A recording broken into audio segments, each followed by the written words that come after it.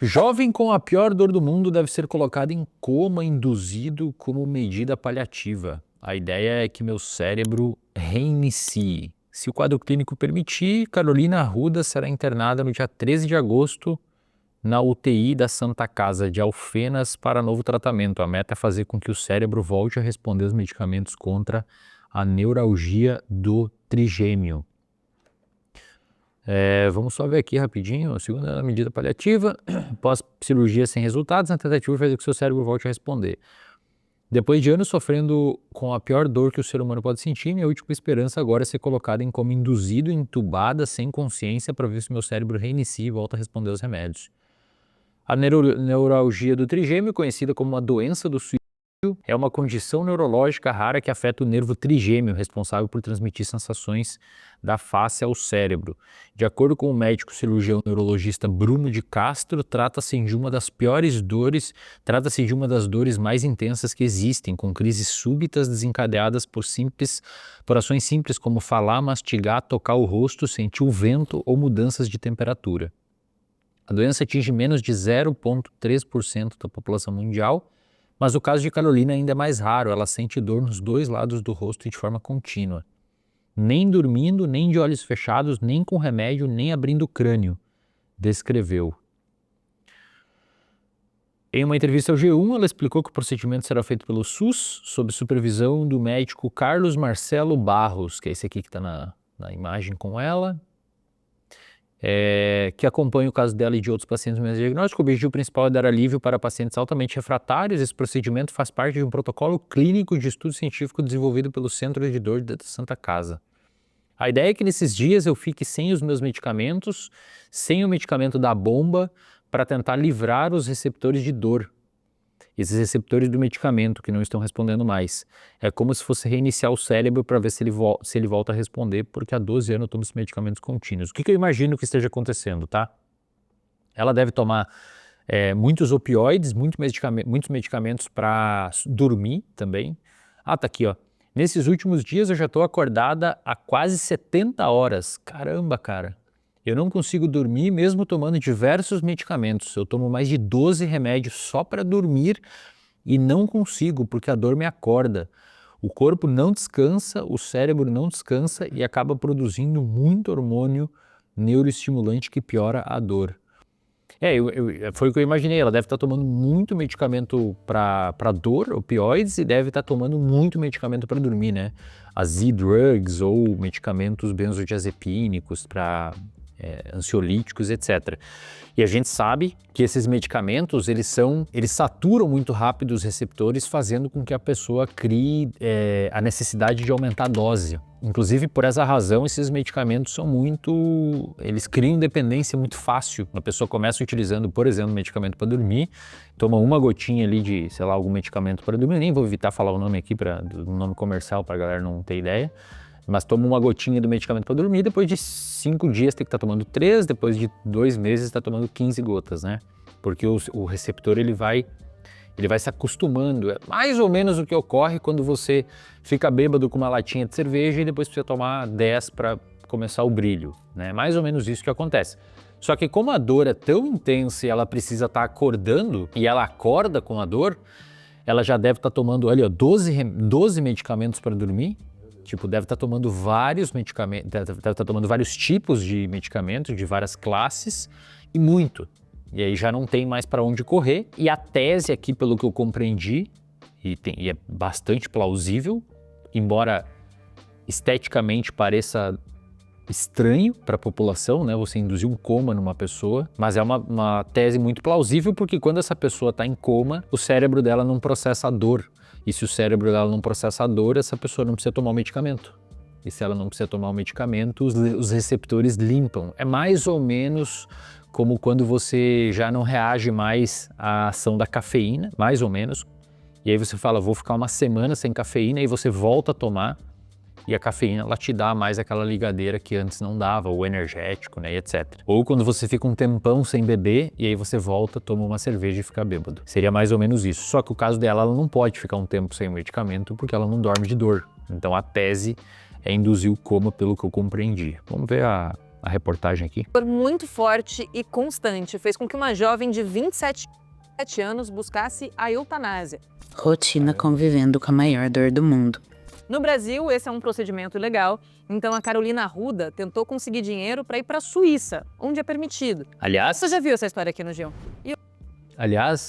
um sujeito que vocês talvez conheçam aí, inclusive por indicação minha, que é o Daniel Kahneman, autor do Rápido e Devagar, Prêmio Nobel de Economia, se eu não me engano. Ele mostrou, ele foi laureado com o Nobel por ter demonstrado que o nosso cérebro tem 2 grandes sistemas de tomada de decisão, e ele usou experimentos econômicos para mostrar isso, principalmente na década de 80 e 90, e mostrou, né, o sistema rápido e devagar, trocando aqui em miúdos e sendo didático. Ele morreu ano passado, acho que foi, ou esse ano, talvez ano passado, não recordo agora, foi um dos dois. Muita gente achava que ele tinha morrido de morte morrida, digamos assim, mas na verdade ele foi para a Suíça e fez eutanásia. Ele deixou uma carta, acho que ele tinha 90 e alguma coisa anos, ele deixou uma carta falando que passou a régua aqui no mundo, chega, já fiz minha parte, colaborei, tô feliz, tô satisfeito, sinto que os meus rins estão falhando, tô com uma série de prognósticos que a minha qualidade de vida vai piorar, e por essa razão, na minha opinião, sabiamente, eu confesso que acho que eu faria algo parecido, ou talvez um dia eu faça algo parecido. Ele foi para a Suíça e fez eutanásia, morreu sem dor, morreu, né, provavelmente muito feliz, tomou uma decisão racional na perspectiva dele, que para muitas religiões pode ser uma ofensa, e entendo totalmente o seu lado, mas também temos que respeitar a possibilidade do cara fazer o que fez. Tratou com a família, deixou uma carta para a família, organizou as finanças e se foi sem sofrer. Foi 2024 mesmo. 2024? No passado. E hoje eu E aí, pelo jeito, ela tentou também ir para a Suíça, né? Porque dá para entender. teve uma reviravolta. A Carolina viveu com essa dor durante 11 anos. E agora, pela primeira vez em todo esse tempo, ela está tendo um tratamento que conseguiu diminuir essas dores. Antes de falar desse tratamento, eu vou te dar um pouquinho de contexto e explicar o que é essa doença. O nome dela é neuralgia do trigêmeo. A Carolina fez 4 cirurgias e passou por pelo menos 50 médicos. Ela compara essas dores que ela sente com choques elétricos e facadas. São mais de 10 remédios por dia, incluindo morfina e canabidiol. Essa doença é rara, especialmente entre pessoas com menos de 30 anos. A maior parte dos pacientes tem entre 50 e 80. A neuralgia do trigêmeo acontece por malformação. As artérias encostam no trigêmeo, que é um dos maiores nervos do corpo humano. E ele tem esse nome porque ele tem 3 ramificações que vão para a região dos olhos, do nariz e da mandíbula.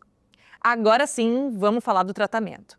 Os médicos já disseram que vai ser um período Só para quem não entende, nervos são filetes de axônios de neurotransmissores.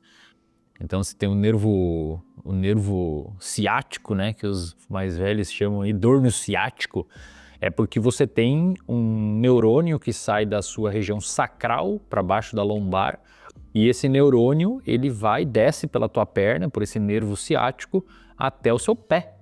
Então você tem neurônios de 1 metro e você tem neurônios de micrômeros no seu cérebro. É um neurônio, o nervo ciático é um feixe, um cabo composto de neurônios, né? Tanto é que se você rompe aquele nervo ali, rasga ele, você perde a capacidade de movimentar a sua perna, ou quando você tem algum tipo de formação diferente no seu glúteo, em alguns músculos do glúteo que comprime esse nervo, você pode ter dormência, né? Aquela sensação de formigamento, ou quando você dorme em cima do braço e tem aquela sensação de formigamento, é porque você ficou comprimindo muito tempo o seu nervo, tá? E o nervo trigêmeo, como todos os outros nervos, são feixes de neurônios, por isso que ela sente essa sensação de choque, né? essa sensação de facada, porque esse nervo, ele carrega, os axônios dos neurônios carregam eletricidade.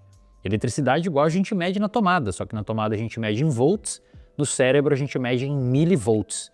Quem é aluno do reservatório de dopamina tem um curso inteiro lá sobre o que a gente chama de bioeletrogênese. Essa é um dos cursos mais específicos e acadêmicos do R&D, de neurofisiologia, sobre como que o cérebro processa informações e transmite essas informações. Bioeletrogênese, ou seja, a gênese, a formação bioeletro de potenciais elétricos na em células biológicas. Bioeletrogênese, a formação de eletricidade nas células biológicas. Por muitos anos, achava-se, e aí vem desde René Descartes, por exemplo, os filósofos da época, né, que era quem estudava tudo praticamente, eles achavam que os nossos movimentos eram gerados por fluidos, principalmente porque a gente tem buracos no meio do nosso cérebro por onde passa líquido, um líquido chamado líquido cefalorraquidiano. O René Descartes, ele tinha aquela ideia dos autômatos, sugerindo que a gente se movimentava como se fosse uma máquina hidráulica. E aí, à época, né, no contexto também, estavam se desenvolvendo algumas máquinas movidas a água, e ele achava que o ser humano era assim. Isso perdurou por um longo período, a medicina achava que a gente funcionava dessa forma, ou que se chamava de medicina, até um sujeito chamado Luigi Galvani, que é um cara que estava estudando o Hus, e ele percebeu, né, na verdade foi um momento eureka, foi na verdade um serendipismo, olha que palavra bonita para o repertório de vocês, foi um serendipismo, que ele estava procurando um negócio e achou outro. Acontece muito isso na ciência, os antibióticos foram assim, muitos antivirais foram assim. Ele estava estudando, salvo engano, algumas anatomias de rãs, e um fio elétrico caiu numa perninha da rã morta e a perninha fez assim, contraiu. E ele falou, eletricidade fez contrair. Aí eles começaram a estudar isso à época, inclusive o Alessandro Volta, que foi o cara que inventou a pilha, vivia na mesma época, então tinha todo um contexto cultural olhando para a eletricidade, né? Estavam desenvolvendo pilha, o cara estava estudando um outro negócio, nada a ver lá, mas talvez por o cara estar desenvolvendo eletricidade, no espírito comum ali isso estava pairando, influenciou ele viu que aquilo ali tinha importância, até que hoje...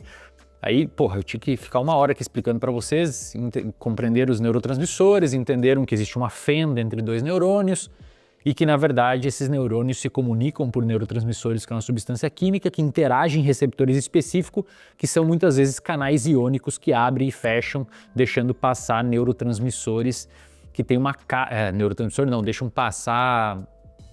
íons que têm carga, os cátions e os ânions, tem íons com carga negativa, íons com carga positiva. Como a membrana plasmática do neurônio ela é seletivamente permeável, ela não deixa qualquer coisa passar, esses íons, por ter uma carga positiva, eles ficam envoltos numa molécula de água, porque a água é uma molécula bipolar, então ela tem polos positivos e negativos. O polo positivo ou negativo se atrai com o polo negativo ou positivo de determinados íons, formando uma coroa d'água que faz com que esses íons não transitem livremente pela membrana do neurônio, portanto, existe uma concentração fora e dentro diferente, gerando um potencial elétrico, já que o íon tem carga. E aí vocês já sabem, né? Claro, vocês estudaram, né, o diagrama o diagrama de Linus-Pauling, que é a regra do octeto, que a última camada da molécula perde ou ganha íon de acordo com, para tentar ficar sempre com 8. Vocês lembram disso aí, claro, né? Eu era ruim em química. Vocês lembram em química do ensino médio? Acho que era isso, eu dava aula sobre isso na graduação para a galera, mas hoje eu já não lembro mais. Tem lá os slides. No RD eu dei essa aula 1 ano e meio atrás, hoje eu já não recordo mais. Isso faz com que, trocando em miúdos para voltar aqui para o trigêmeo, existe eletricidade nos seus neurônios. O seu neurônio, ele se comunica por eletricidade, tá? Chamada de potencial de ação. Não é muito feio, muito ruim, mas chamam assim, então é isso aí. Potencial de ação que faz quando o teu neurônio gera um potencial de ação, que esse potencial de membrana se inverte, vou explicar aqui. Lá no final do neurônio ele vomita neurotransmissores, né? E isso faz com que esses neurotransmissores passem essa informação para o neurônio da frente. O trigêmeo, como é um nervo, ele é composto por neurônios. E aí eu não sei exatamente como que funciona, mas pelo que ela explicou, algum vaso sanguíneo aperta esse trigêmeo, fazendo com que essa passagem de informação seja comprometida, em última análise causando dor nessa pessoa, né? Entre no reservatório de dopamina, tem aulas muito legais lá. E aí uma curiosidade histórica, olha que bacana, hein? Essa aqui o Cid vai gostar, que é um cara intelectual aqui, culto. Opa. Nessa época aí que o Luigi Galvani desenvolveu essas ideias de que na verdade não eram os fluidos que movimentavam o nosso corpo, mas sim a eletricidade, e o Alexandre Volta desenvolveu a pilha, existiu o surgimento de um grande clássico da literatura, um livro chamado Frankenstein. Olha só. A Mary Shelley publicou Frankenstein, que nada mais é do que um monte de carne morta que recebe um raio, eletricidade e fica viva. Caraca. Palmas aí. Não me li. Parabéns, Mary Shelley. Complexo e longo. A Carolina foi internada na Clínica da Dor de Santa Casa de Alfenas, que fica no sul de Minas, e vai ser um processo gradual. Primeiro, ela recebeu uma série de medicações para dor e fez um monte de exames. Depois, os médicos bateram o martelo e decidiram que o melhor tratamento para a Carolina agora é um implante de neuroestimuladores, que são dispositivos que vão estimular, como o próprio nome diz, o nervo e impedir a passagem da dor. Isso deve ser feito no fim do mês de julho e os resultados devem aparecer em uma semana depois do procedimento. Caso não funcione, os médicos ainda têm outras 3 alternativas. Continua ligado aqui no G1 para acompanhar as próximas etapas desse tratamento. Quais são as 3? Fiquei curioso. Meteu o bait, hein? No próximo episódio. Pois é, cara, é uma série. É uma série. Mas é isso, né? Tomara que dê certo pra Carolina aí. Deve ser muito difícil, porque imagina você viver com dor crônica, né? Inclusive, segundo o Global Burn Disease, que é um report científico sobre as maiores causas de incapacidade no trabalho e etc. Historicamente, a gente dizia que era depressão, né? Mas a dor crônica passou. Hoje no mundo, a maior carga, o maior ônus para a sociedade em termos de produtividade e etc. é dor crônica. A pessoa viver com dor crônica é muito comum na lombar, né? É uma vida muito difícil, assim, porque é muito punitivo, né? E você começa a ficar entrando num desamparo aprendido, que é um fenômeno psicológico estudado pelo Martin Seligman, que basicamente você começa a entender que, independentemente da ação que você faça, a consequência vai ser continuar sentindo dor. E aí, aos poucos, você perde a motivação para fazer novas coisas, né? Isso acontece em outras instâncias comportamentais, mesmo sem você sentir dor. Se você é uma pessoa que está aí e sempre no seu repertório comportamental você vai tentando variar as coisas para tentar lograr, tentar conseguir desfechos positivos, e os desfechos sempre são negativos, você começa a entender que não adianta muito você fazer as coisas porque vai ser sempre ruim. Então, se você vive num ambiente de pessoas que você tenta fazer uma coisa legal, toma uma punição. Num relacionamento que você tenta fazer uma coisa diferente, toma uma punição. Numa sociedade que você tenta fazer uma coisa diferente, toma uma punição. Com o tempo, você vai ficando inibido, né? Você perde a vontade de fazer porque sempre é ruim o desfecho. E a gente é sensível às consequências do nosso comportamento. Se a consequência é sempre ruim, a gente vai evitar fazer aquele comportamento. Por isso que a gente não bota dedo na tomada toda hora, porque a gente sabe que a consequência é ruim. E esse, segundo Martin Seligman, que é um dos maiores psicólogos da história e vivo ainda, é um dos principais fatores que levam, uma das principais explicações neurobiológicas, psicológicas que levam ao desenvolvimento de depressão.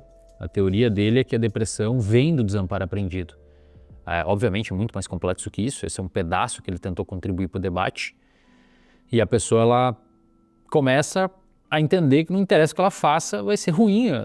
Ele estudou isso, né, na década de 70, 60, sei lá, com década de 70, 80, na verdade, aí é complicado, né? Estudou com cachorros, que basicamente ele botava os cachorros numa grade, uma grade que dava um choque nas patas do cachorro, não é um choque que machuca no sentido de lesão tecidual, mas é tipo aquele que a gente toma quando vai abrir o chuveiro e não machuca, mas é suficiente para ter um reflexo de inibição, né? E ele percebeu que sempre que ele deixava, nos grupos de cachorro que ele dava choque e deixava uma escapatória, ou seja, o cachorro, se ele mordesse uma alavanca, a caixa abria e ele saía, os cachorros, quando começavam a tomar o choque, eles tentavam, se debratiam, iam para lá e para cá, até que uma hora eles se batiam na alavanca, ou viam a alavanca, ou cheiravam a alavanca, trocavam a alavanca de lugar, liberava o cachorro. Com o tempo, com o passar do tempo, ele foi entendendo que tinha que se aproximar daquela alavanca, morder ela para sair, até que o cachorro aprende a sair. É tipo seu gato aí que abre a porta, ou o cachorro que fica batendo na tigela para pegar comida, ele aprende que aquilo funciona. No outro grupo, quando ele deixava a caixa sem saída, o cachorro não conseguia sair, independentemente do que ele fazia. O cachorro começava no início a tentar fugir, acuava, se batia, urinava, se defecava, tentava sair, tentava gritar, tentava empurrar, se troncar. Com o passar do tempo, ele percebia que não tinha escapatória, e aí é muito triste essa parte, o cachorro, ele começou a ficar deitado, tomando choque, sem fazer nada. Ele tomava o choque e ficava chorando, né? É meio parecido o que acontece com a Carolina. Ela já tentou de tudo, ela já quis ir para todo lado, já foi 50 médicos, fica 70 horas sem dormir, tomando 15 remédios, e em última análise ela falou, cara, eu quero ir para a Suíça fazer eutanásia, né? Que bom que tem esses novos avanços da ciência para quem sabe aí dar um respiro de esperança, e espero que funcione, torço bastante aí, Carol. Fechou? Isso aí, galera, inscreva-se aqui no canal, deixa o seu like aí, estamos fazendo um conteúdo mó legal aqui para vocês, então deixa o seu like e até o próximo episódio.